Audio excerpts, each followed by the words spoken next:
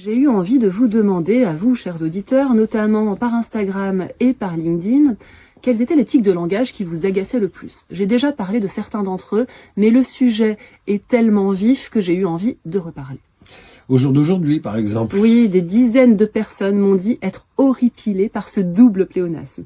Il vous semble lourd et inutile, alors autant le remplacer en effet par aujourd'hui, ou alors de nos jours, à notre époque, ou encore à ce jour. Vous avez aussi les ados qui disent genre.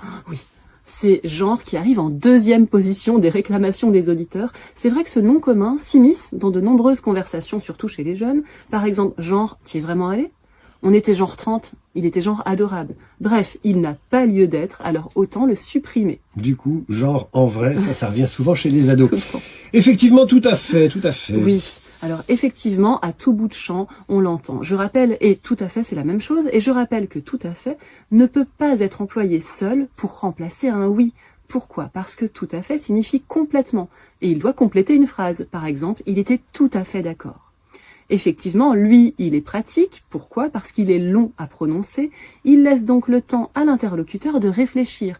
Mais il est souvent trop employé et il sert parfois même de ponctuation tant il est répété. Belle journée, belle soirée, bel été. Oui, donc ils sont souvent cités. Pourquoi ? Parce que ces tournures sont perçues par certains comme mielleuses et mièvres. Pour être sûr de ne pas commettre d'impair, autant s'en tenir au classique « bonne journée ». C'est trop bien, c'est trop intéressant. Oui, on sent bien l'enthousiasme de la parole de la personne qui déclare cela, mais rappelons qu'il faut employer l'intensif « très ». Trop, ça désigne par définition un excès. On en vient au clou de la fête, si j'ose dire, c'est du coup. J'ai eu besoin d'en reparler parce que c'est l'inénarrable du coup qui a été cité à maintes reprises. Il me semblait moins l'entendre, mais non, il est toujours aussi présent partout, tout le temps, et il nous assomme.